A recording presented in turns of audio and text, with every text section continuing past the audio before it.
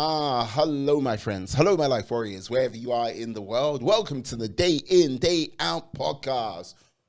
Woo! Today on episode 234, I was very lucky to have Kevin Palmieri on the podcast. He is the CFO of Next Level University, global.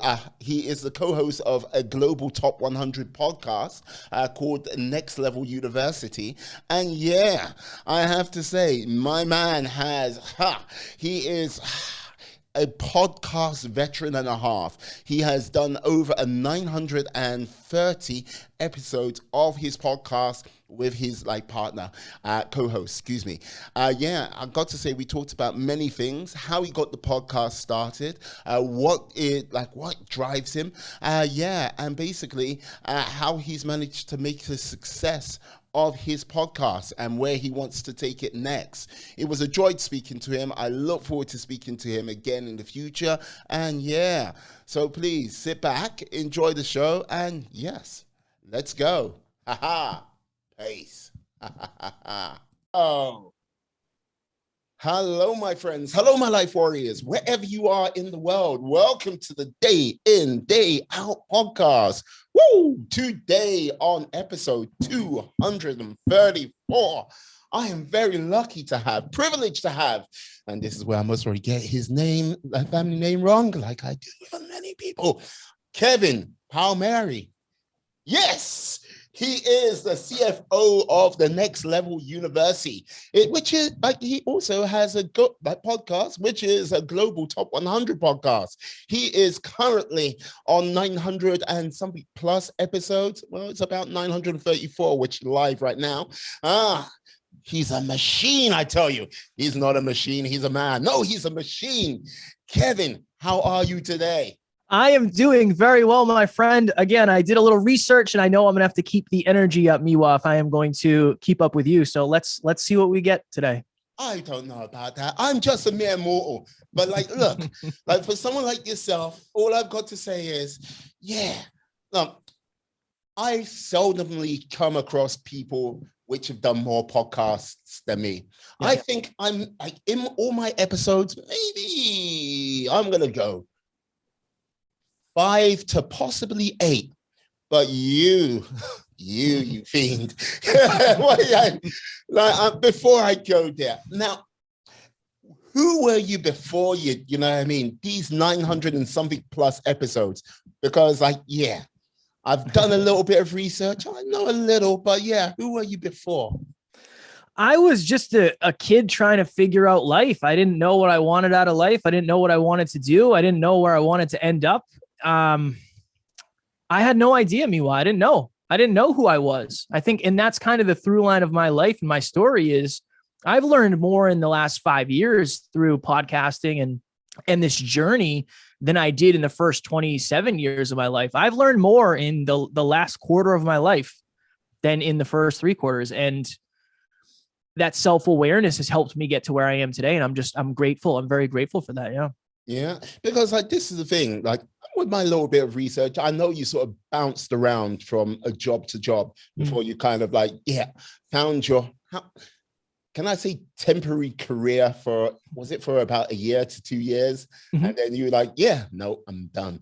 It's So what, other people going to university, college for you guys, going off to college, you went, no, that's not the life for me. How did you know, having that awareness is a very rare thing to have, you know? Yeah, I don't know how I knew. I think in my family, it was kind of normal. Nobody in my family went to college. So for me, it just made sense for me not to. And I didn't have somebody pushing me to do it, where I think a lot of people, my guidance counselors and my teachers, and my sports coaches, they all said I should do it. But I didn't know what I wanted to do with my life, but I knew I didn't want to go to college. And I'm grateful. I am so grateful I didn't. Did I miss a lot of opportunity and experience? I'm sure. But I also gained a lot of experience. To your point, when all my friends went off to college, I was pumping gas at the gas station. I was the townie gas station attendant. And then I went on to become a personal trainer and I cleaned bathrooms and floors at a hospital. I drove a truck, a forklift. I was in construction. I was on call firefighter for a short bit. And then I ended up getting a really good opportunity at what's called weatherization. So it's just energy efficiency in buildings. And that's what I did. I think I did that for 3 or 4 years. Oh. And that changed my life in a number of different ways. But I never knew what I wanted to do until I started podcasting. When I started podcasting, it was like, that's the thing. That was the first time I'd ever felt that. Everything else was about money, almost over everything. That's the reason I stayed for 3 or 4 years at that job, is because I was making really good money. The second I started podcasting, I said, that's the thing. And I'm going to figure this out. That was the biggest shift, the biggest pivot in my life. And I think it's because I tried so many things. I've tried so many different things. And I thought, okay, that's not it. I thought I would love driving a truck for 8 hours a day. I did. I enjoyed it, but it was kind of, it wasn't for me. And I thought I loved being a personal trainer, and I did, but there was aspects of it that I was like, you know what, this isn't for me. The podcast thing just stuck, and it is my favorite thing in the world. I get to spend time talking to awesome people and talking about podcasting. And that was my dream. So it genuinely is a dream come true at this point.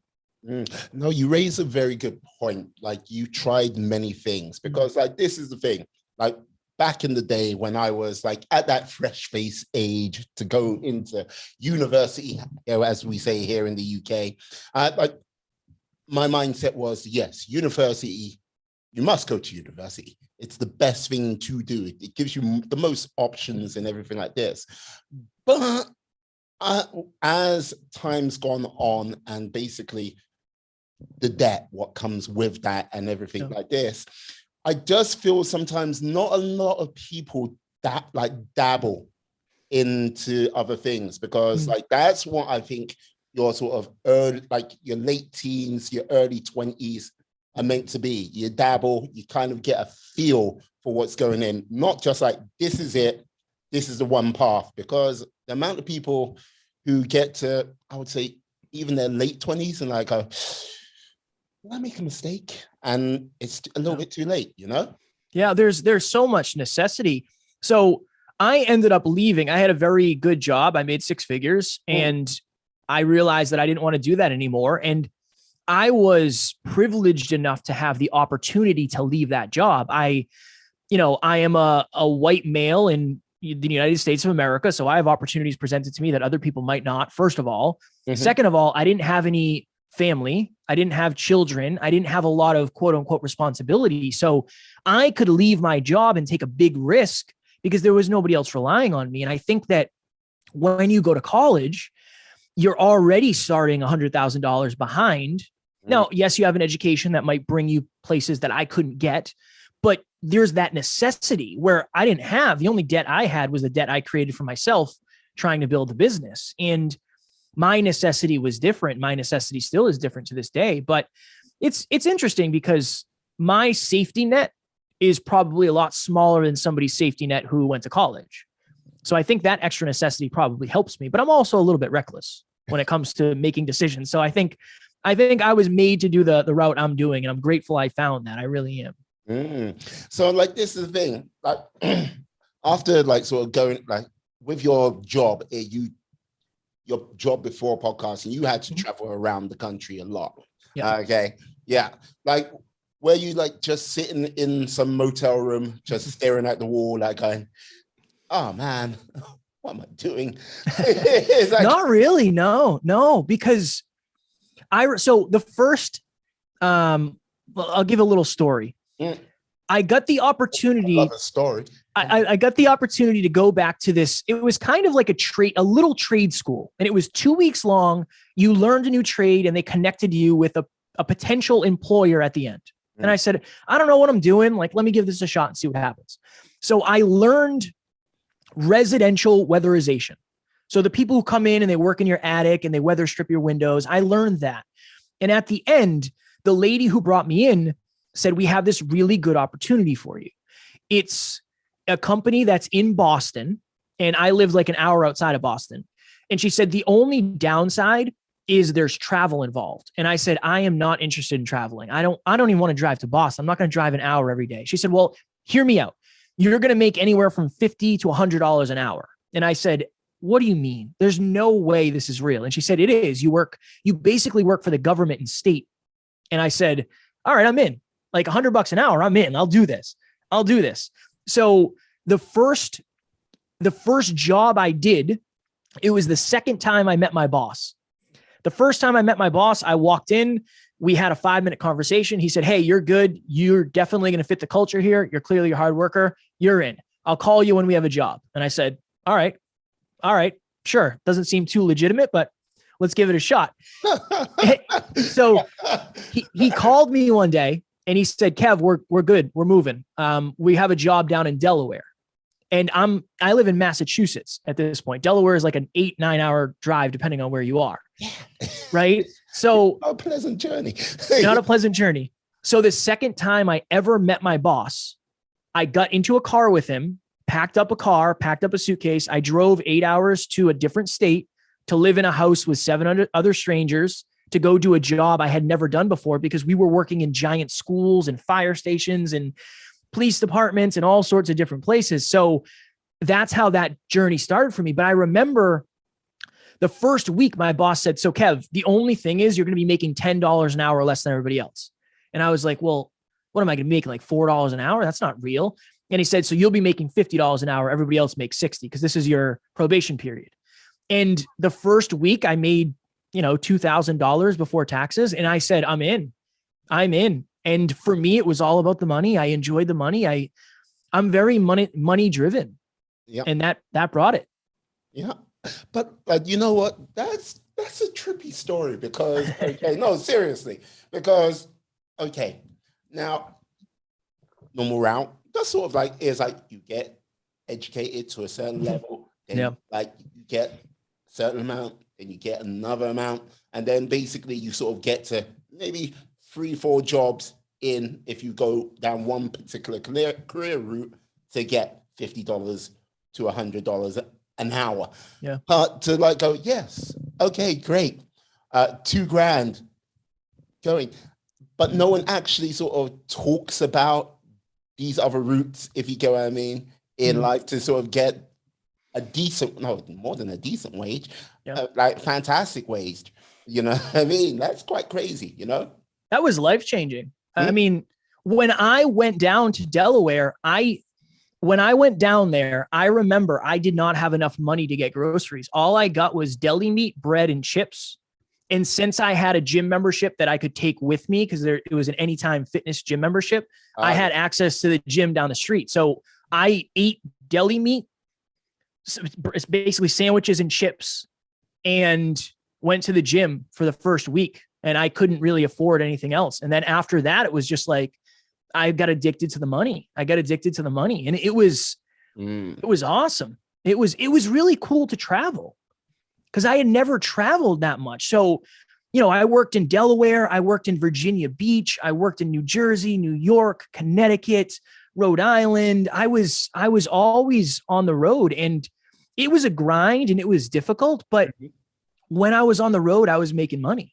Yeah. And I was always making really good money. So to me, it was worth trading in all the other parts of my life for a few years. It really was. So like, this is the thing. Look, you're making good money. You're traveling. You're getting, like, how can I put it? You're getting much more experience than most probably a hell of a lot of your peers at your age, maybe even older, like going around seeing the country. Now, why jack that all in? Why jack that, how can I say, nice stability to like go, hey, you know what? I'm going to do a podcast. Yeah, no, it's a great question. So my girlfriend at the time and I moved up to New Hampshire. And by all outside standards, everything was awesome. I had a beautiful girlfriend. I had a good job. I had a sports car, a new apartment. I had just done a bodybuilding show. So I had the body of my dreams. Genuinely, from the outside, people must have said, wow, he's really living the dream. But my girlfriend at the time wanted to move to California, and she wanted to chase her dreams. And I gave her every reason in the world not to. I said, gas is high, cost of living is high, blah, just a bunch of excuses because I was scared that I was going to get left behind. And I did. She ended up leaving me. She left me and went and chased her dreams, which is the best thing that she could have done. I'm proud of her to this day for doing that. Mm-hmm. But when she left me, I had to look in the mirror, and I didn't like what I saw. I was super insecure. I was not confident. I didn't like who I was. I didn't like who I was as a man. So that's when I started personal development, Miwa. I started personal development after I got my heart broken and I hit rock bottom. When I started that journey, one of the things I said to myself was, I'm going to make the most money I've ever made this year because I think that will fix all these problems I have. And I got promoted to a foreman. And when you're a foreman, you're on every job from the beginning to the very end. So that year I was on the road for 10 months. In 10 months out of the 12 months, I was living in hotels every single week. That's a churn. That's brutal. It was brutal. And these hotels were not nice. There's hypodermic needles. There's blood on the walls. Like we were not, it wasn't in the contract for us to be staying at the Ritz-Carlton. We were staying at the cheapest hotels you could pretty much afford. But we got to the end of the year. And again, it was kind of easy. It was easy for me to grind because I knew the money was there. So I could stay up for 25, 26, 30 hours straight. It didn't matter. I, like you said, I am a machine in some regards, right? But we get to the end of the year. I have my final pay stub. I'm standing at my kitchen table because my girlfriend took the chairs because they were hers and I never got new ones because I was never home. So I'm opening my pay stub and I made $100,000 at 26 with no college degree. And that was my goal. But I remember in that moment, it was a flashback to when my girlfriend left me because I said, oh, you know what? I put so much emphasis on this external stuff. Mm-hmm. I'm still miserable. I'm still not happy. I'm still insecure. I'm just not, it didn't fix anything. It didn't fix all these cracks in my character that I thought it would. A few months after that, I went on a podcast. I went on my business partner co-host podcast. Yes. After that podcast, right after, I said to my buddy, imagine if you could do that for a living. And he said, you can, right? A couple of weeks later, I bought all the equipment. I had my podcast on SoundCloud. I was doing episodes and I stopped caring about my job almost overnight. I stopped caring about my job. I didn't care about the money. I cared about podcasting because it was something that I actually felt, number one, I was good at. And number two, I actually enjoyed it. I really enjoyed having conversations like you, with people that have cool things going on. And as that year went on, it just got harder and harder for me to show up to work. I was calling out. I was showing up late. I was leaving the job site early. I'd have to be on the job site at 7 a.m. on Monday. Yeah. I would sleep in my bed in Massachusetts from 10 p.m. until like 1 a.m. I'd get up and drive 5.5, 6 hours straight to the job site and then work. And I go to the gym after. And then Friday was the opposite. Right? That was the opposite. And it just kept getting worse and worse and worse. And the reason I left that job, I woke up one morning in New Jersey, cold morning, 5:15, my alarm goes off. I sit up, I slide to the edge of the bed and I'm lacing up my work boots. And the best way to explain it is there's 10 televisions on in my head at the same time, and every single one is on a different channel. And one is saying, you're stuck here forever. One is saying, what will your friends think if you leave? You make more money than all your friends. What will your family think? You make more money than your family. Like, what are people going to think if you leave this job? You're never going to make another $100 an hour again. You're not going to find a job like that. But the loudest station for me was, do you really think you can be a successful podcaster? Because that's what I wanted. That's truly what I wanted. And in that moment, Miwa, I felt that if I ended my life, I would take my problems with me. So I hit rock bottom in that hotel room that morning. And I ended up texting Alan, my business partner, co-host. And I said, hey man, I'm really going through it. I don't know what to do. I'm having these thoughts. And he said, so much has changed over the last couple of years for you, Kev, but your environment hasn't changed. You're still kind of doing the same thing you've always been doing, but your awareness is higher now. You understand the possibilities that are out there for you. And 3 or 4 months later, I left that job and I went full time into what we're doing today. Now, that's where many people's stories end. The next 3 years were harder than the previous 4 because I was broke and I put myself into debt getting to where we are. And, starting a business, being an entrepreneur is difficult. It's very, very, very difficult, especially in the podcast industry. I mean, that's a whole nother thing. And I'm sure you can attest to that, but I left that job because I didn't have any other choice. It was either that or die. And I didn't want to die. You know, I felt like I did, but I'm glad I didn't. No, like I think your business partner, Alan, has a very good point when you talk about environment. Like, because like, was it Coddling of the American Mind? Basically, there's a bit where they had Vietnam veterans were taking like heroin on a regular basis over in Vietnam, just again and again and again and again. And like, therefore, okay, these guys they're not going to make it. Soon as they got back to the States, overnight, stopped, because they changed their environment. They were back, like it may have been the environment they went back to was their stable home environment, or it might be a case of, they didn't have to worry about, what trap's going to go off, who's going to get shot, and like that sort of heightened anxiety disappeared. But I think many people, and I say this knowing it's not easy, if they just simply, if it's in their ability to just move, they will find themselves change entirely as a person, you know? Yeah, I agree 100%. Right now, my fiance and I live very close to where I lived before. I lived in New Hampshire for 3 or 4 years before I moved back to Massachusetts. And there are certain places where I drive by that I just feel amazing because it brings back positive memories in that environment. Yeah. The gym I go to every day now is the gym that I worked out at 5 years ago a couple times. And I said, oh, that's a really nice gym. I really like that gym. I wish I could find a gym like that's closer. Now I work out there every day, right? Well, lately I've been slacking, so it hasn't been every day. But I think that part of your results, you have to give some credit. Some of the credit for your results has to be because of the environment.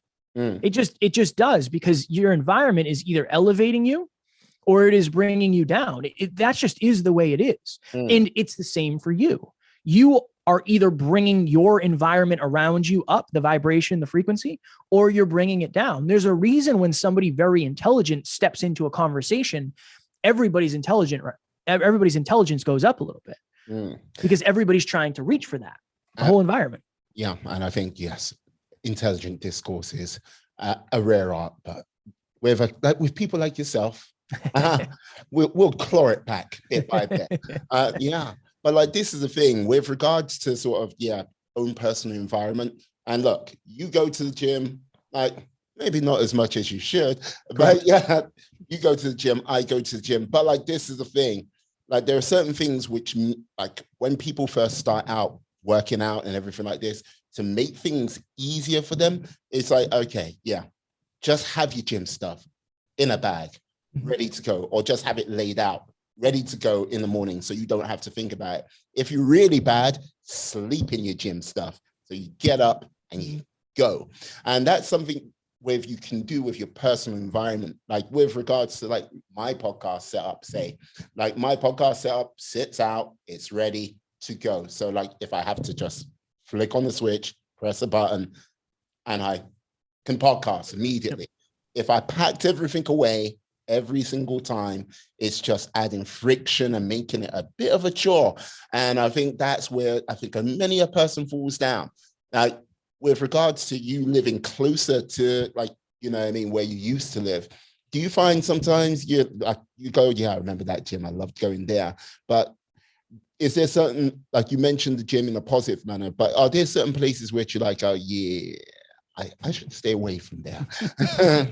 Honestly, no, not really. Not really. For me, when I moved up to New Hampshire originally, it was just a line of demarcation in my life of getting away from old environments. Yeah. What I will tell you is I get emotionally charged nostalgia when I go back to my hometown. When I drive through my hometown, sometimes I just like cry. I don't know why. I just think it's because I'm proud of how far I've come since I lived there. And so I think your environment, a lot of times it can be perspective. It can be context. It can be a reminder. It can be a trigger. It can be a lot of different things. It depends on how you look at it. But I have a very good association with this whole location because when I lived up here, I was one of the most abundant times in my life. And I remember that abundance. I remember what that abundance feels like. It feels good. And going from abundance to entrepreneurship is not, I mean, there's a lot of scarcity when you're starting entrepreneurship. So I think that's when it became darker a little bit. Yeah. I have to ask this question. Would you say you're at your happiest when you're in a realm of discomfort a little bit more so? No. So I think of it this way. I'll say, I think I have an altered view of discomfort. Okay. And here's why. So think of it this way. There's 3 circles. There's a little circle, a bigger circle, and a bigger yet circle. Okay. The middle, the smallest circle is your comfort zone. Mm-hmm. The next ring out is your learning zone. And then the furthest ring out is your anxiety zone. I have lived in the anxiety zone probably for the last 5 years because my business partner, Alan, is more capable of a human being. So his learning zone is my anxiety zone. And him and I have worked very, very close over the last 5 years, every single day. There hasn't been a day that's gone by that I haven't talked to Alan. Yeah. Right. In some way, shape, or form. So I think that my discomfort and my definition of discomfort is way different than it used to be. I mean, my level of discomfort is me not being able to buy Christmas presents for my fiance for 2 years, or my car used to break down at red lights and I couldn't get it fixed I didn't have an inspection sticker. The brakes were shot and sometimes it would just shut off when I was driving it. But it was like, I can't do anything about this right now. I don't have the money. So I just think that my level of discomfort has extended far beyond what I ever thought I could handle. And now my learning zone is way bigger than it's ever been. It takes a lot more to overwhelm me than it ever has. I mean, I still get overwhelmed. I'm a human being, but it takes way more than it ever did. I see. Now I'm sorry. I had images of you just in the car with your lady. It's like, why are you slowing down? So we can stop in time for the lights. It's like, see, I'm pressing the brakes. It's like, yeah. But okay, because this is the thing. In my research, you and your business partner, how can I say, you might be the same coin, but you kind of two different sides of that coin. Yeah. And when you sort of come together, was it back in middle school? Mm-hmm. Yeah. It was yes, there was stories of you and him playing spin the ball with. Mm-hmm. You really did your research. Hey, with some of the young ladies in the neighborhood. Yeah. Yeah. So yes, obviously, being you had a little bit of a rift, and you came back together, but I think it's just because you are the same coin, but 2 different halves of it. Yeah. With working together, how has that sort of balanced out? Yeah, it's interesting because Alan is very analytical. Yes. Very analytical, very logical, where I was always an emotional thinker. Mm-hmm. So Alan has helped me understand success, financial success, wealth, numbers.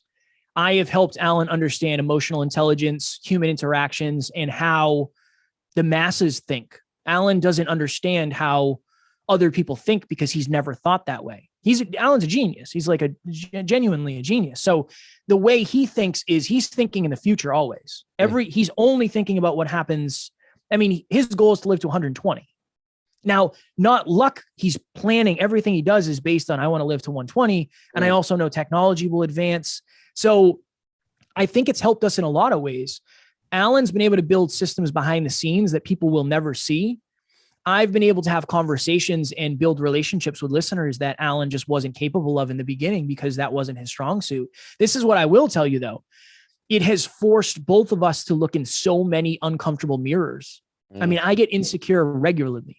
Every single time I talk to Alan, there's some point where I get insecure because my ego flares and it wants to keep me safe. I always deal with that. That's one of the biggest challenges I've had. It's hard having your intelligence questioned or looking in the mirror of your intelligence. It's hard, but I think that's helped me really round out my character, and I get humbled every single time I talk to him. So I think that's a wonderful it's a wonderful thing to have. It helps me out so much in other conversations where I can try to remain humble. And I think I understand my ego at a level that I never did before. Yeah, like this is the thing. Like, yeah, I think self-reflection is one of the most difficult things for many people to do, because look, when you have that good long stare in the mirror and you like sort of you see the little dark paths and like, yeah, the little things which you like, you know, go, I like, yeah, I have this ideal of vision of myself. I am that hero of the story, like shimmering gold and like going forward. But when you look in the mirror, it's like, with like the old saying, the brighter the picture, the darker the negative, if you get what I mean. Like that comes up time and time again, but facing those things and like really sort of working on those things, I think that's where, as well as discomfort, that's where you can really sort of grow as an individual, become stronger, become smarter, push yourself beyond like what you thought your sort of limitations were, you know? Yeah. And I think, you know, it's interesting. I think human beings avoid what they aren't. And oftentimes I think human beings avoid what they need most. So, I mean, if we really think about it, I've always had a fair level of work ethic. Yeah. I mean, I'm willing to work really, really hard at things that I believe in, but I didn't understand the fundamental success principles. Alan did. So Alan was going to be financially successful with or without me. That's just a fact. He knows how to be successful. I didn't. I helped Alan understand his own ego to the point where he attracted his dream partner, and now he is in the deepest love he's ever been. Part of that is because of the conversations that we had behind the scenes where both of us were trying to remove our egos. So the reason Alan and I had our little rift is because he had an ego and I was insecure. Now we've been able to come together and we just have real conversations. Like, hey, I think your ego flared here. Hey, I think you got insecure here. And then we come together, we call it driving to 5. So many of our business mentors have told us, like, it's terrible. It's a terrible idea to have a company that is 59 or 50-49. Like, you should never have a business partner like you guys do. And I think they're wrong. I just do. I think we're playing for something different. Our core aspirations, our core values, and our core beliefs are all pretty similar. And our core aspirations are to be the best men we can be. And when that happens, I'm not going to, I don't care about giving away parts of the business or Alan wanting to do certain things. I just think that you have to admit when you're right, and you have to admit when you're wrong, and you have to admit when you don't know if you're either, and Alan's the CEO of the company because he is longer term thinking than I am. I mean, that was difficult. This is my company. Technically, right? I own more of the company. It's my company, but Alan is better suited in that position. I shouldn't be driving the boat if I can't see over the dashboard. I just shouldn't be. Well, we're going to crash into everything and we're going to sink. Alan can chart the course, and I think that's the way it should be. But trust me, it took me years to get to that point where I was comfortable. Even on this, for a long time, I hid Alan.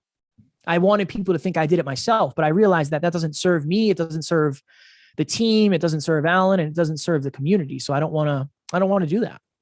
Yeah, no, like this is the thing, like with like what you're saying takes a great deal of work, a great deal of effort. And with many a person, like instant gratification is a thing and they just want it straight away.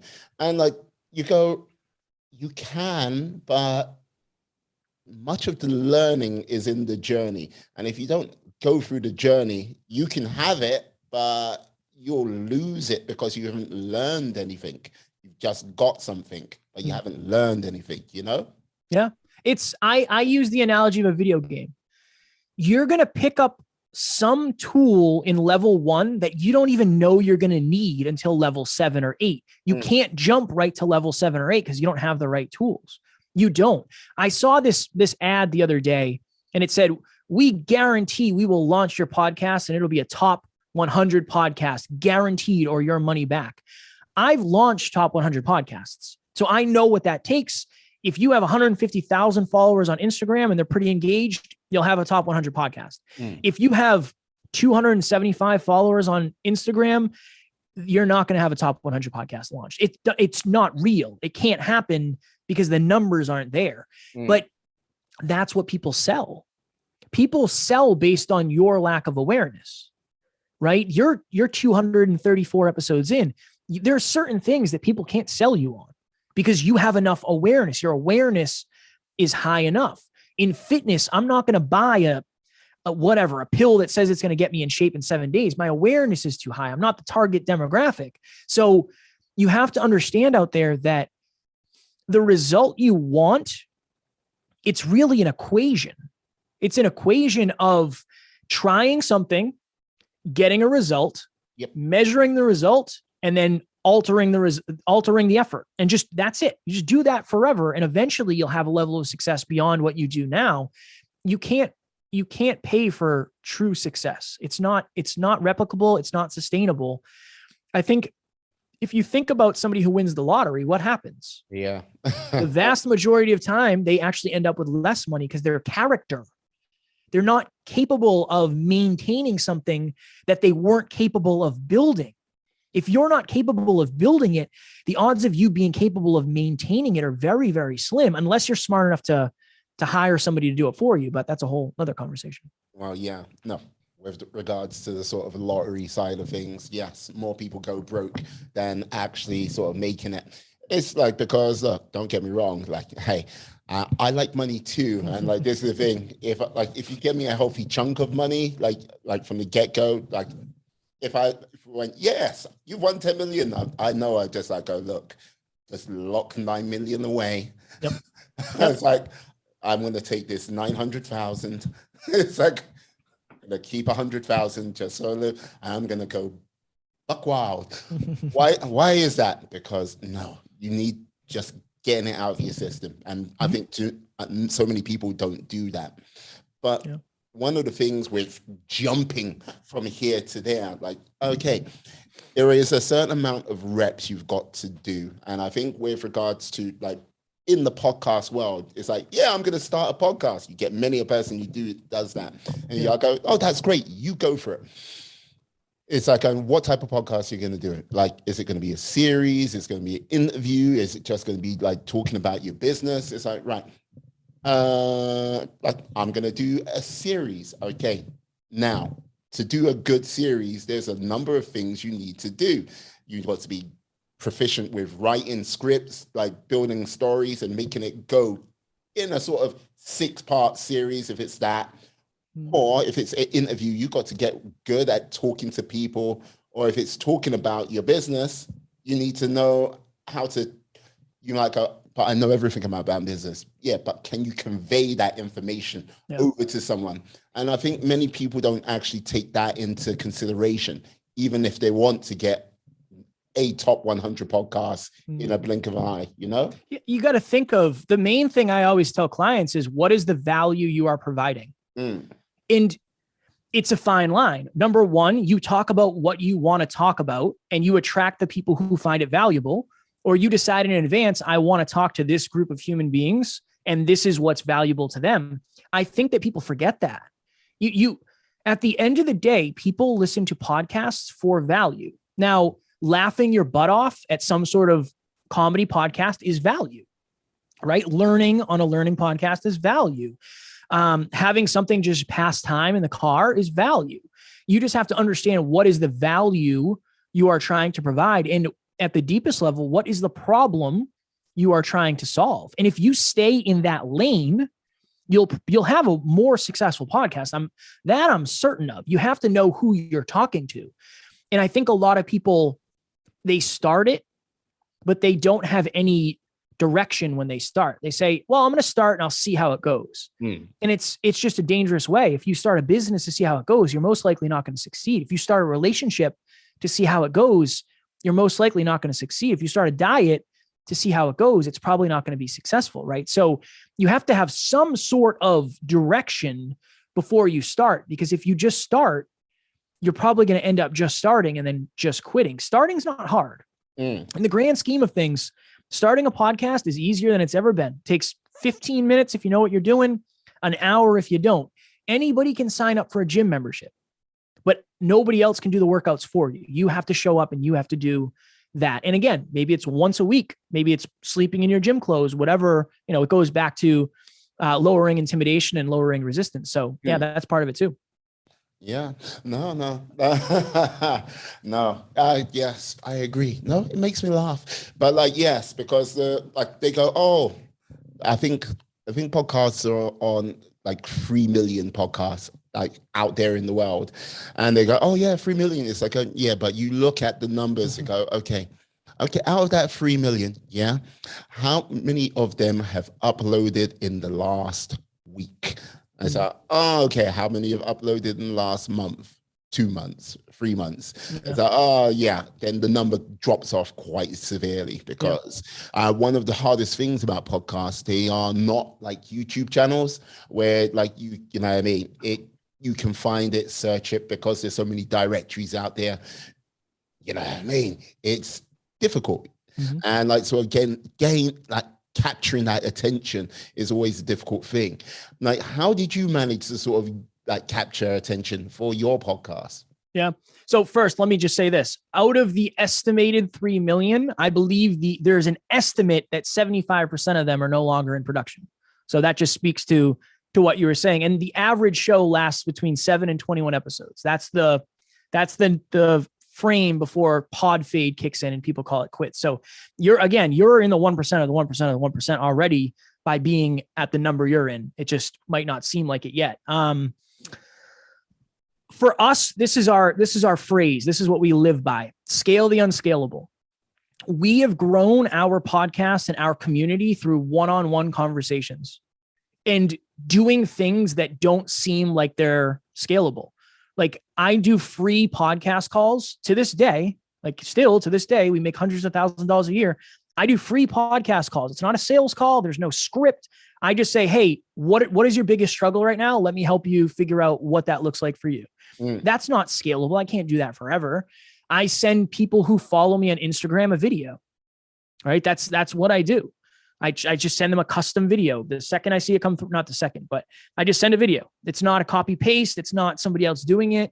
I answer my own DMs. I do all that. So for us, we understand that if you add value, real value to a real human being, it creates a real relationship. And a real relationship has real value.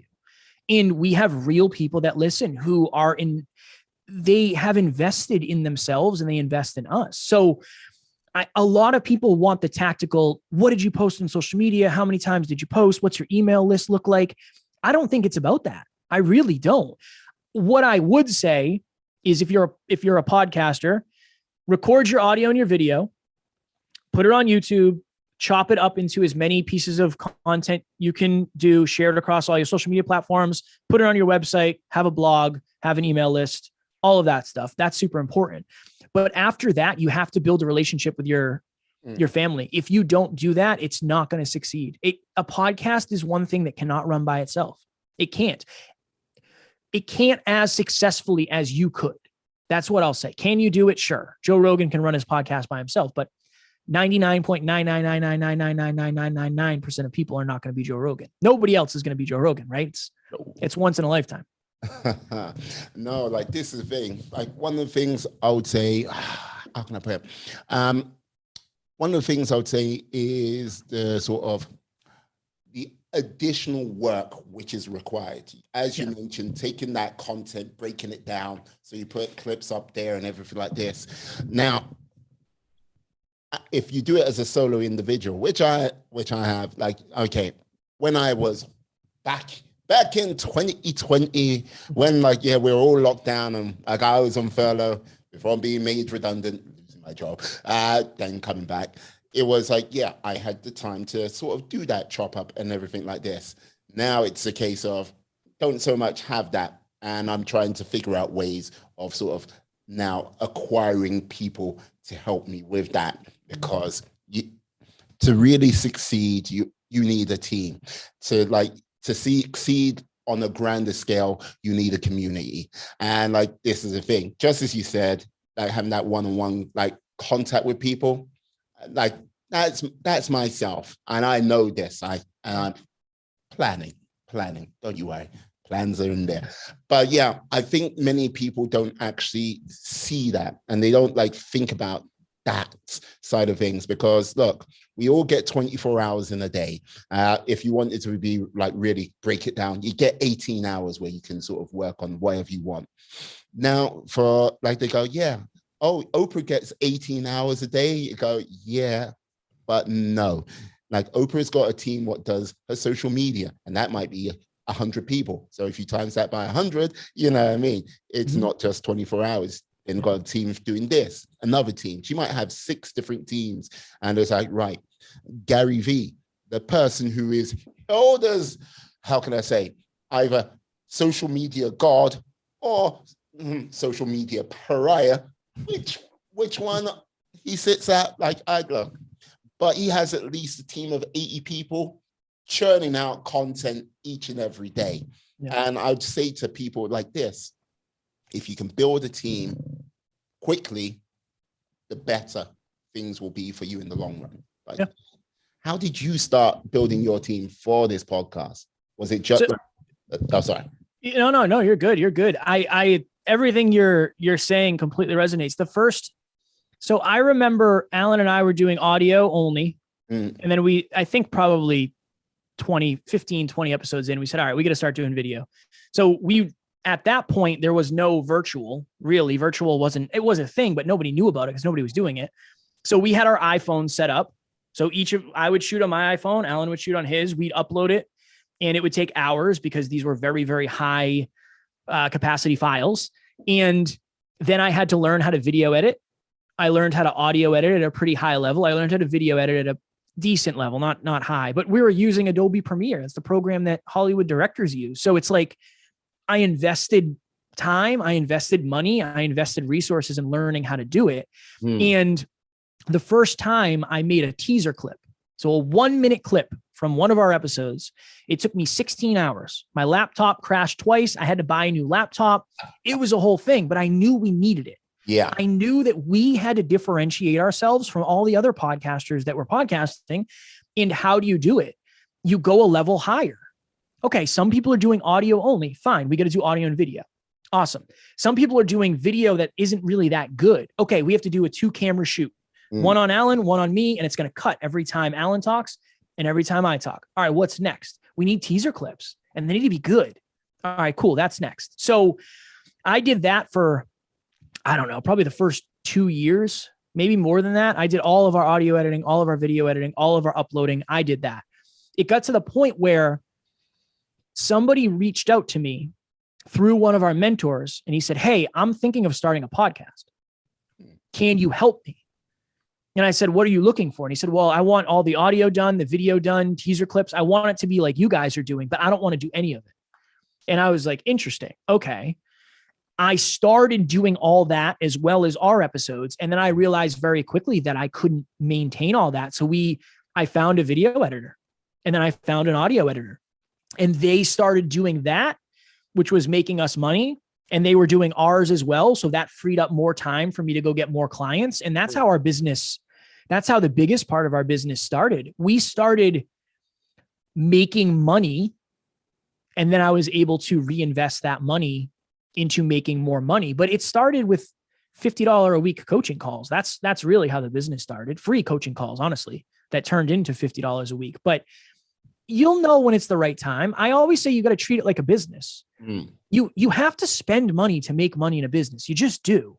Whether it's investing in, if you're an ice cream shop, you have to invest in really good ice cream makers, or you have to have somebody behind the counter slinging ice cream. You got to pay for the lights. You got to pay for the air conditioning. You got to pay for water for the bathrooms. Like, you have to invest money to make money. You have to treat it like a business as early as you can. I always tell podcasters, make money as soon as humanly possible. If you're in a value add podcast, start coaching.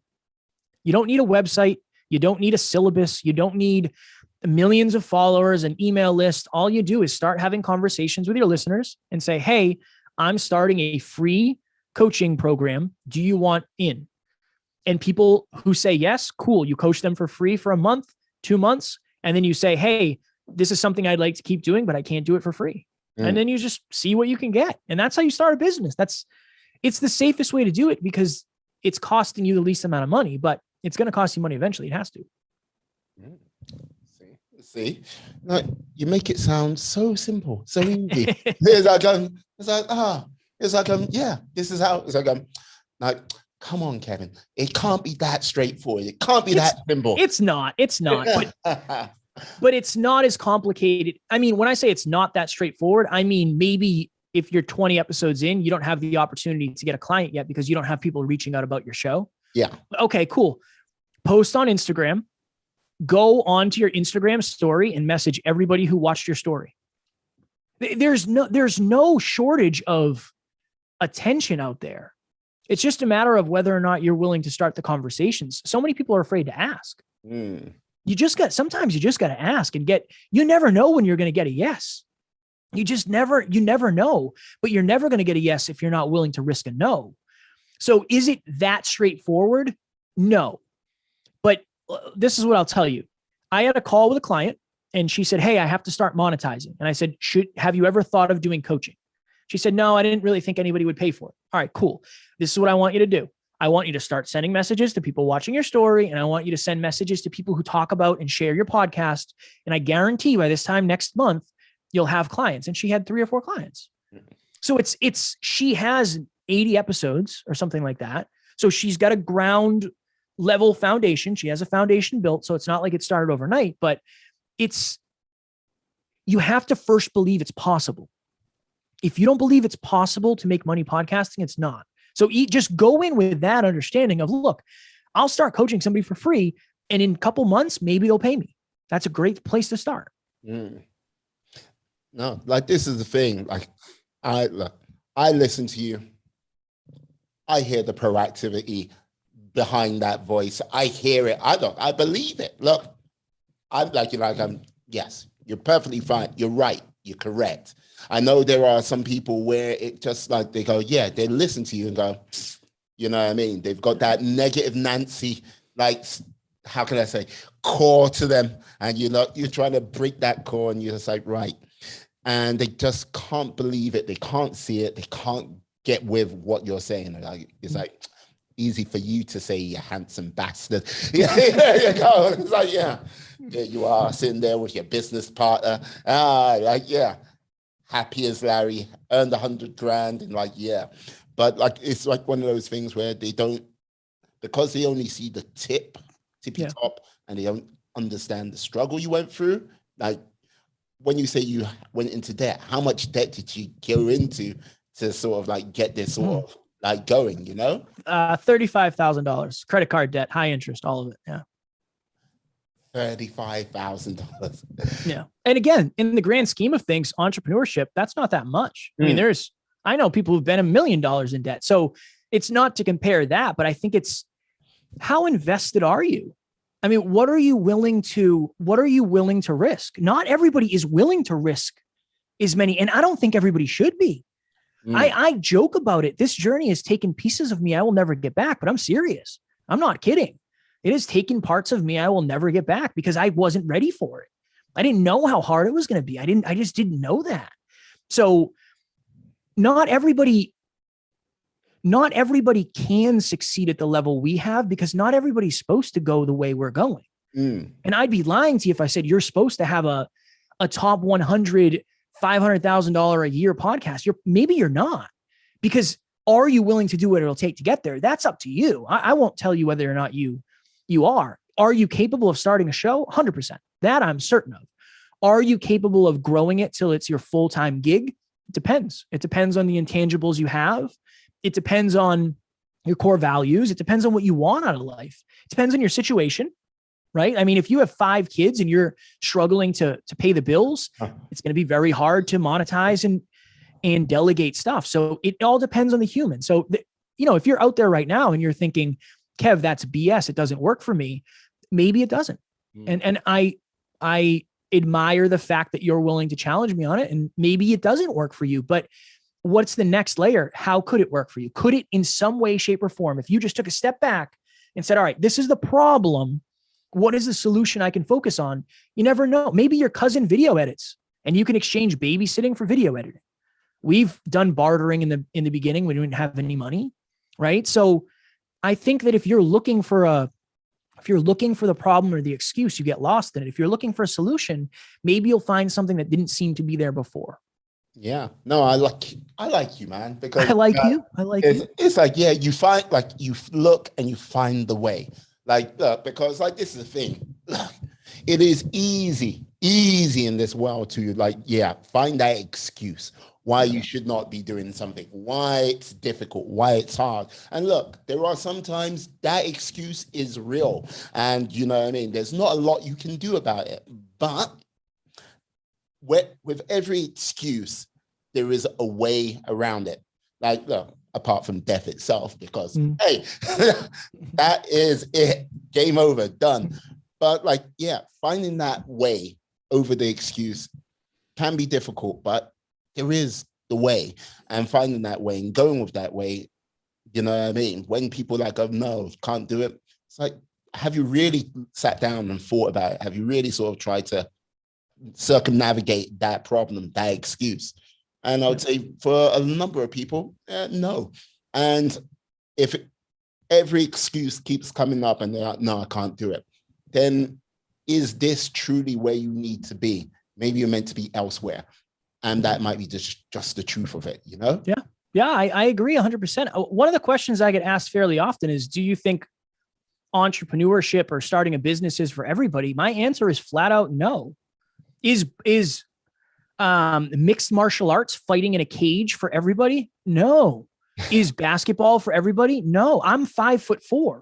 The odds of me making the NBA are pretty low unless I have a really good three-pointer. And I don't. It's garbage. I don't.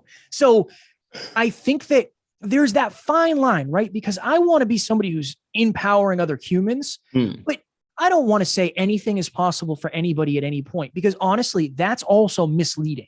It's misleading. Most podcasters won't succeed at the level we have because there's only one of them. It's not Alan and I. It's not that unique thing. It's not, the ability to work 16 hours a day, the ability to work 7 days a week. Alan and I both work every single day, right? We don't take days off. That doesn't happen. Now, I don't work 16 hours every day, but I work every day. That's a whole nother thing. And now this is my full-time job and I didn't have a family. So I just think that you have to have 3 beliefs in order to accomplish anything. You must believe it is humanly possible. Is it possible humanly to jump 75 feet in the air? Not yet. It's just not. I can't just jump 75 feet in the air. It doesn't exist. No human's ever done it, right? It's not humanly possible. If you could, NBA will be calling. That's what I'm saying. If I figure that out, I'm going to have a whole new career. This second thought is it possible for me? So is making $1 million a year from a podcast humanly possible? Yes. 100% people do it. Is it possible for you? That's the question to ask. And the third question that a lot of people get locked in and stuck on, will it be worth it? That is the one thing I have never doubted. I know this will be worth it. I know it will. I'm certain of it. I've always been certain of it. I didn't believe it was possible for me. That was my biggest thing. So I have nothing but empathy if there's somebody out there who doesn't believe it's possible, because I lived my entire life thinking that. I really, really, truly did. I still have bouts of imposter syndrome. I still have bouts of uncertainty, of fear, of discomfort, of insecurity. I deal with that every single day. I really, really, really do. It's better than it's ever been, but I still deal with it. I still struggle, and I don't ever want to pretend I don't. I think that's beautiful. I think we all do at our own level, and I think that's important to be transparent about it. Yeah, no, I hear you. No, I agree. Like, this is the thing. Like, the whole thing is, like, for me, listen to you, like, all of these things sort of circle back to sort of self-reflection for me, because like having that self-reflection, finding your authentic self at that moment in time of your life will basically can empower you to like, oh yeah, okay, I'm doing this. To be absolutely honest, it's not in the notes. I'm doing this. It's my purpose. It's my dream. It's my passion. Either which way. But I'll go back to it. I think a number of people, when it comes down to like doing either podcasting or something entrepreneurial or anything like significant in life, they might not have that sort of realm of finding their authentic self, and they still might need to seek them out, which is somewhat difficult, you know? Yeah, it is. But you finding yourself, that starts with you in the dark. That doesn't start with you in front of a microphone. It doesn't start with you in front of a camera. Yeah. You know, I think that's the important distinction is you have to find you first. And what people talk about a lot is the importance of learning. Trust me, I learn every day. I am unreasonably focused, and I think it's unreasonably valuable. But what people don't talk about enough is unlearning. Part of self-awareness is unlearning old conditioning, unlearning limiting beliefs, unlearning thought patterns that do not and never have served you. And a lot of the beliefs you have aren't even yours. So that's an important part. Finding your authentic self means getting rid of the BS opinions or the BS labels other people have put on you. You have to figure out not only who you actually are, but who do you actually want to be? You know, if you locked yourself in a room and there was no stimuli, who would you want to be? Who would you want to be if it didn't matter to anybody else? That's where you got to start. And that's a difficult conversation to have because oftentimes it seems like a stranger. Yeah. It seems like somebody you've never met or you never have seen in the mirror. You know, like this is the thing. I think for most, for most of your life, you only know sort of 30% of who you are.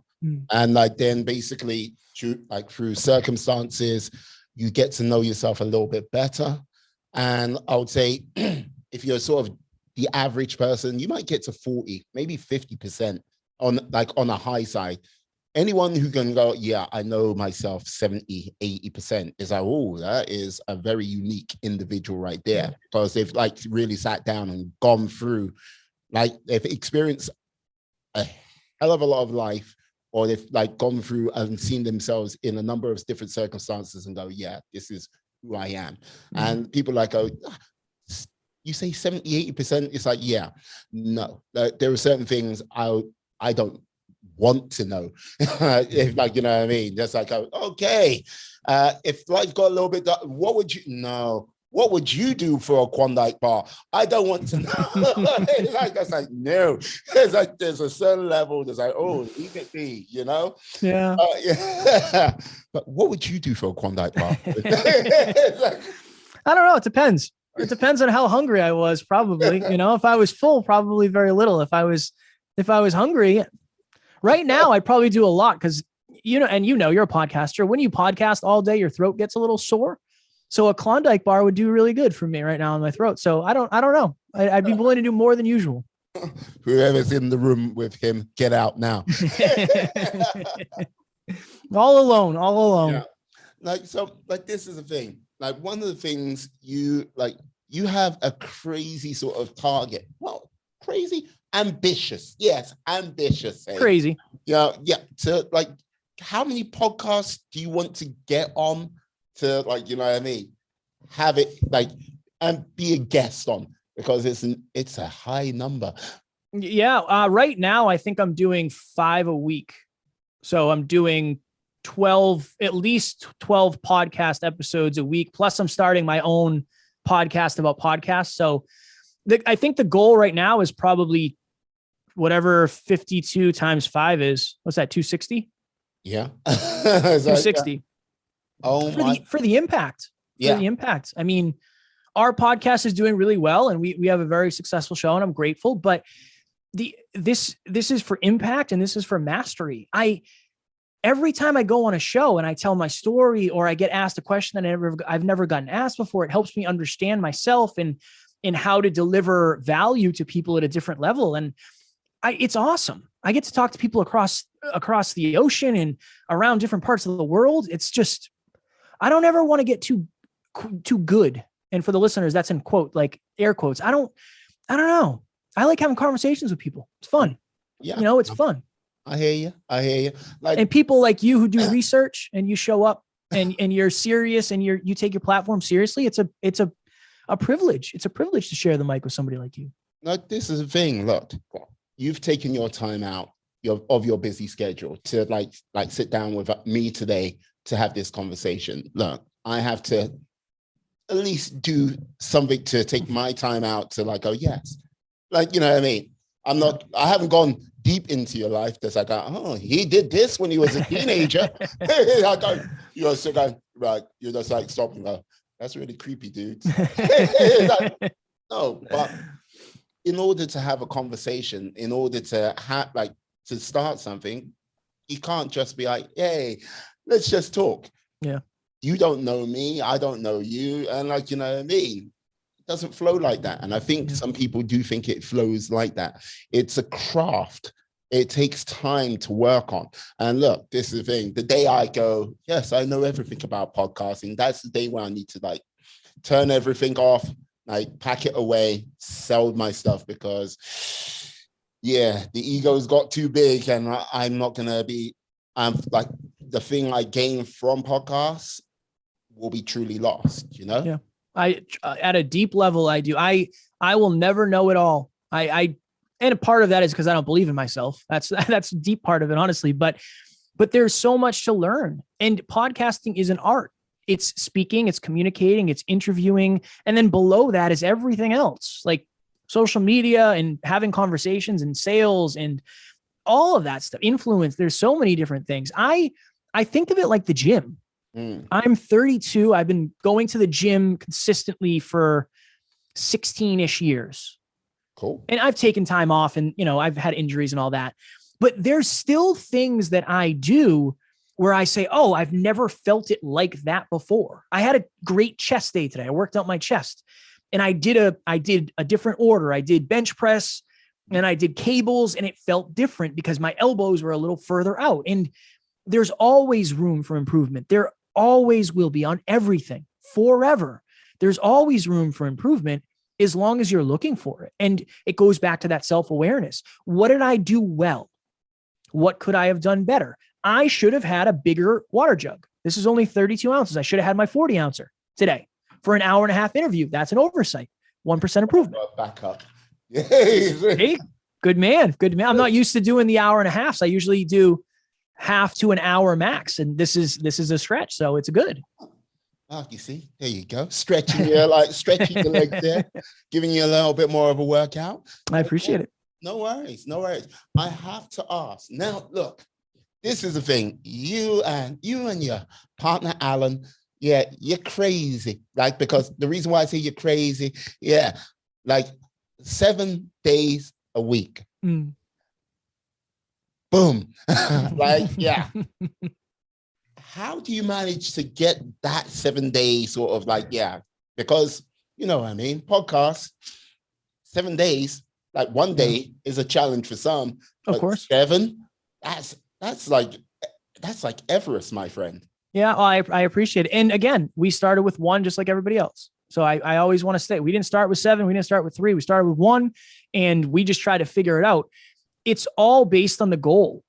I don't want to do 7 episodes a week. It's not that I decided, oh, this will be 7 times as fun. It's 7 times as hard. I don't want to do it. It's based on the ultimate goal. We want to put personal development in the pocket, or at least have the capability of putting personal development in the pocket of every human being on the planet from anywhere for free every day. I mean, you brush your teeth every day. If you're in a developed country and you have that opportunity, why don't you learn every day? If you can learn every day, it's going to make your life that much better. So it's based on that goal. We set the goal. And again, Alan did a lot of the goal setting because he has more belief and more foresight than I, but it was reverse engineered on, okay, if we want to have the most successful podcast in the history of self-improvement, what is that actually going to take? What is that actually going to take? We're not going to do it by doing 1 episode a week. It just, the impact isn't there. So if you do 7 times the episodes, you have 7 times the impact. Not only breadth in the amount of people you impact, but depth in how deep you actually impact them. So it's reverse engineered. I want to be in better shape, so I have to go to the gym. I don't enjoy the gym. I probably do more than your average person because I have it ingrained in me, but it still sucks. I don't want to get up when my alarm goes off. It has to be bigger than you. It's not about me. It's not about me. It just isn't. It's about the people listening. It's about the audience. It's about the family. It's not about me. Yeah, now because like this is the thing. I haven't had the opportunity to listen to any of the episodes yet, but yes, I am going back to them. Like, you keep them around about half an hour from what I've seen. Is that your sort of Goldilocks zone for all of your episodes? Yeah. So we have a frame. This is, and again, it's all, a lot of what we do is systems based. So we try to have it where there's a story that'll help land the lesson. So we do a hook, story, lesson, future pace, challenge / question. So Alan and I each prepare one of those, and we just have like a word that triggers it. So the hook might be, so we just did an episode the other day. I don't know if it's out yet. No, it's not out till Monday. Okay. The hook was, who knew you could learn so much from a board game? That was the hook. So you're thinking, okay, what do you mean? What are you talking about? What is this about? So that's the hook. The story is my fiance and I went to a brewery. We each had a beer. And while we were having a beer, we played Guess Who. It's this old board game where you pick a card. It's a character. You have to figure out who it is. You have to guess who it is. And that was the story of us going through that.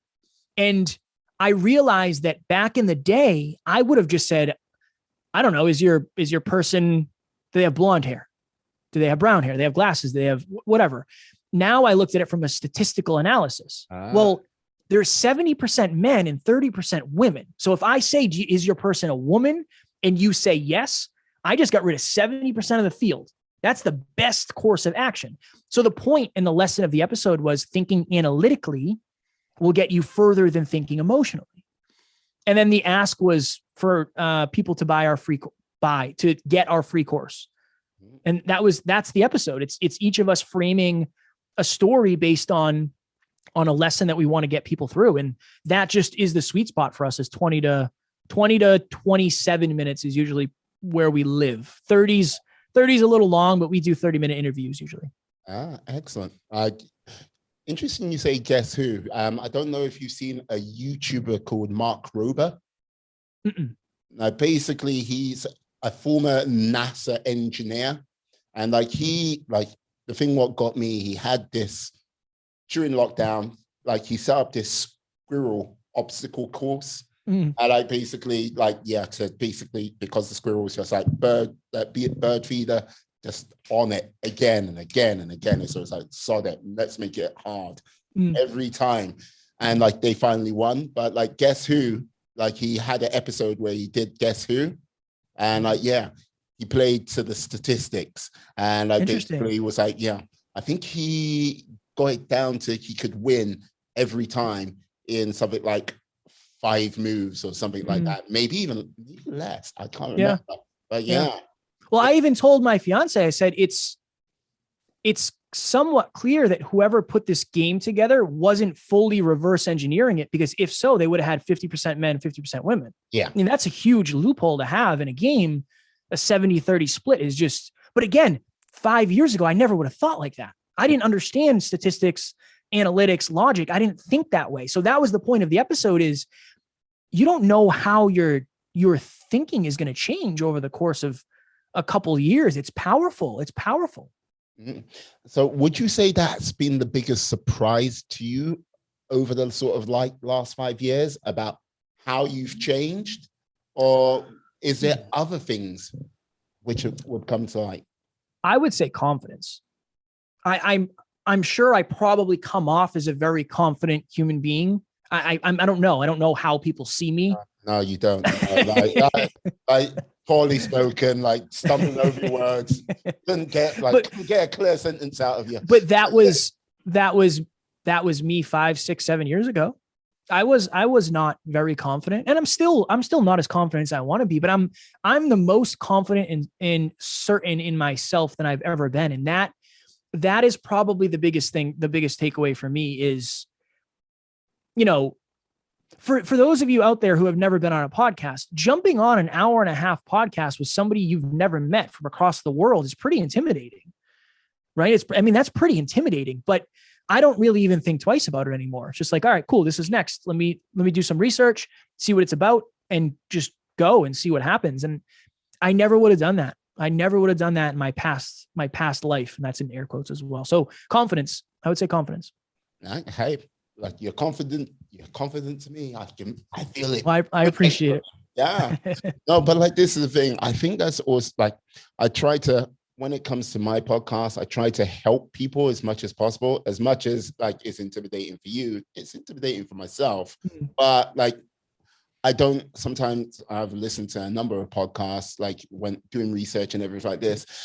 I sometimes don't understand why some podcasters don't like, you know what I mean, do that. It's like try to make the conversation as good as possible. And maybe it's just because they're early in their sort of podcasting journey. Maybe that's more times than not, it's not. But it's like they still got a lot of learning to do. And like trying, like you should have seen me in my first like 10 podcasts. Oh, same. That was an education right there. Yeah. But it's one of those things where you like go, okay, yeah, work on it, and see where you like end up. Many people just don't do it. It surprises me. That's all. Yeah, no, I mean, I understand. If we all, and maybe not all of us, but many of us learn to ride a bike when we're young.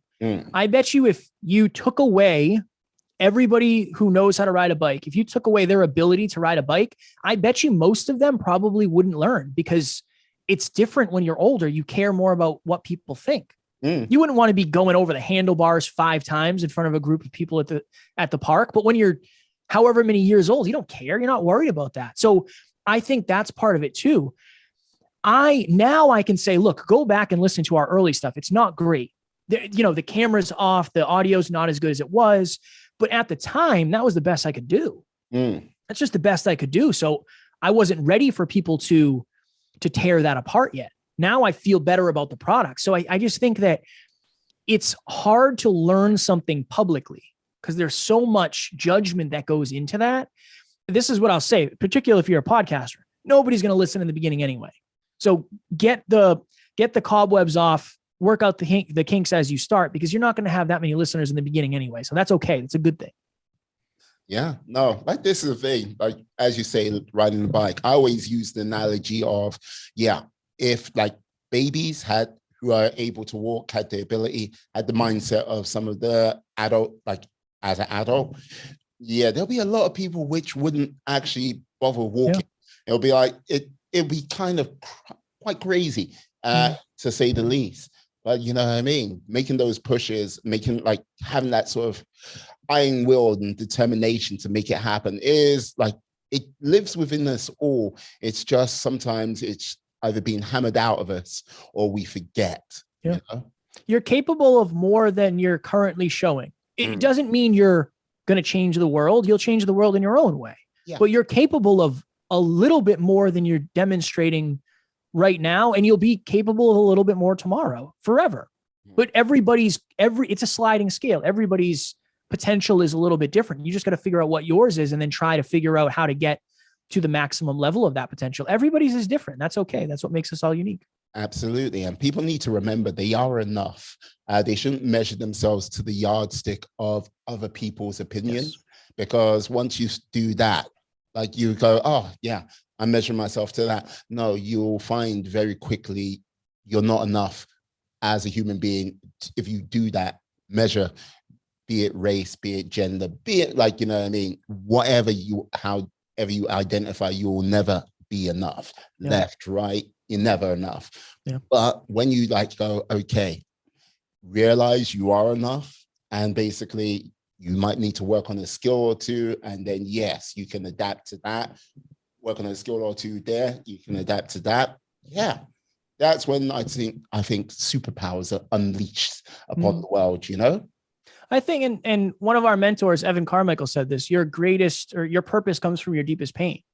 I think that's an important thing to check into if you're out there watching or listening. My suicidal moment was one of the things that shifted my life, because I don't want anybody to have to go through what I went through. But a couple things we didn't talk about. I was raised by my mom and my grandmother. I didn't have a positive male role model in my life. Alan's father passed away when he was 2. Alan and I both grew up without fathers for different reasons. But one of the reasons we want to become the best versions of ourselves is so we can be positive male role models in people's lives. That's the through line of, why we do what we do. And it's from our deepest pain. So use that pain. So many of us have that pain that we hide from, or we let it hold us back. Again, my pain held me back for a long time, but just work on, how do I shift this a little bit more into purpose? How do I help impact people to avoid what my biggest pain is, or what my biggest fears are, or what my biggest limits were? I think that there's something powerful about that. And that taps directly into what we talked about earlier, doing it for something greater than yourself. It's not about you. It's about everybody else dealing with what you don't want them to deal with, and what you didn't want to deal with yourself. I think it's powerful. Yeah, no, like this is the thing when the conversation about male role models, I think over the last year, and especially over the last sort of couple of weeks, Oscars, say no more, have been kind of like highlighted to the highest degree, and trying to figure out what is a positive male role model is a very sort of difficult thing to do, because one, I think the conversation is not really had, or if it is had, it's either done in a sort of uber masculine way, or it's done in a uber passive way. And like the sort of middle ground, that sort of like where the common sense lies, I don't think the conversation's been having there at all. I agree. You know? Yeah. We say heart driven, but no BS. That's how we try to be that. Heart driven. I care about everybody. I care about everybody walking the planet. I do. But the no BS of, I want to try to tell you as much of the truth as I think you can handle. Yeah. I think that's important. I think you deserve that. I think you deserve the truth, because you can't operate on something that isn't real. So I got to tell you the truth. So I agree. I think that a lot of people miss the mark one way or the other. You just got to figure out what side of that are you on, and how can you improve that a little bit? Yeah, no, very true. Very true. Now, well, time is coming against us, but I have to ask, you're a great individual. Like, I'm like with your partner, Alan, and your team of about 10 or 11, building through that sort of next level. Where would you like that sort of journey to go for you, like personally, and to like your team? Where would you like to go? Yeah, with the team, the goal is for everybody to live the best versions of their lives. I think one of the benefits of being on this team is we'll never tell you your dreams are too big. It won't happen, because the odds are your dreams are probably not as big as ours. So unless you're going to call us crazy, it doesn't work that way. So that's one of the things, is I believe everybody will have a more successful, holistic life being on the team. And I want that for each and every person on the team. Yeah. And then for Alan and I, the goal is to have the most successful podcasts ever of all time in the self-improvement industry. That's what we're playing for. And stadium tours and speeches all over the world, and, billions of podcast listens, like that is what we're going for. We're just going to continue. Like, it's interesting. Alan used to have this saying, just getting started. And no matter what, 900 episodes, just getting started. And I always said, like, I don't understand. What do you mean? He's like, Kev, we're only 5 years in. Like, that's not that long in the great. If we do this for 50 years in, or 50 years, we're a tenth of the way. That's not that far, man. We haven't even gotten started yet. So all of those things, impacting billions of people. I'd like to be a billionaire. That's one of my goals, is to have a net worth of $1 billion, not just so I can have nice things, but I like to give things to people, and it's hard to give things away when you don't have them. So having that level of certainty, I believe, would help me impact more people. Empowerment. Yeah. Yeah. And showing people that, look, money is not a bad thing. Money's not a bad thing. Money doesn't make you, it makes you more of who you are. Yeah. Right. I don't believe it makes the person. I think it makes them, it magnifies them. Yeah. No, I always say money is an amplifier. Yes. 100%. If you're a good person, money will amplify your good traits. If you're a bad person, money will amplify your bad traits. Yep. It's just when you hear most of the stories about money, it amplifies those bad traits, and those are the ones what go out there. But like the best criminals and everything like this, who you never get caught, like when it amplifies it in a good way, you never hear any sort of negative stories. Like, what I mean? It's like sweet, and you never see them anywhere, Yeah. Yeah. I just want to do what we're doing forever. That's it. I'm I'm very blessed. Episode 7, when it was called the Hyper Conscious Podcast, I said I wanted to wake up when I want. I want to go to sleep when I want. I want to podcast with people that I love, go to the gym when I want, spend time with my friends and my family, and I want to be my own boss. And that, like, I get to live my dreams every day, and I'm very, very grateful for that. But we call it ambitious. Well, it was dissatisfied, but hungry. Like, I'm dissatisfied with what I have, but I'm grateful for it. Grateful dissatisfaction. And I don't like dissatisfied. I don't think it's a good word. So we call it aspirational gratitude. I'm grateful for everything I have, but I'm very hungry to continue getting to the next level and helping more people. So it's that forever. It's being in that zone of gratitude, but hungry. Grateful, but hungry. I think that's a good place to be. Excellent. Last question. Absolutely. What was the last thing you were grateful for? The last thing I was grateful for, I actually said this to my fiance today. So we have 2 kittens, Fudge and Ace. They're both 1 year old. And Fudge jumped off something today and actually broke his hip. He broke his hip this morning. And I told my fiance that I was grateful for how good of a cat mom she is. I actually have hold on. I have my cat dad shirt on. Let me show it. Cat daddy. So it's appropriate. It's appropriate for the day. So that is what I'm grateful for. I'm grateful for how good of a cat mom and partner she is to me. Excellent. Because yes, I saw a picture of your cat on Instagram, like guarding your desk, like looking at you, like going, "Look, I will move when you feed me." That was Ace. Ace is a little sassy. Fudge is shy, so he's a little angel. So we got to nurse him back to health. Oh, brilliant. Oh, like, you know what? I wish your cat a speedy recovery. I appreciate that. Yes, as a cat dad, you are brilliant. Can you, like, I'm sorry to say this, but yes, our time has come to an end. I know. Yeah, I know. Can you tell the lovely people out there how they can find you, out on these interwebs? Yes. So just search Next Level University on all the major podcast platforms. We'll be there. And we're also on YouTube. And if you want to reach out to me, Kevin Palmieri on Facebook or LinkedIn, and then at Never Quit Kid on Instagram. That is probably the best place to reach out. Outstanding. Thank you very much, Kevin. Of course. You have been awesome. Yeah. I've got to say thank you to you, my friends, my life warriors, who have stuck with us to the end of this show. Let me just say, stay safe, stay well, be awesome, be excellent, be fantastic. Be all the positive bees you can be in this world and then some. Have a great day, guys. Yes. Peace. And we are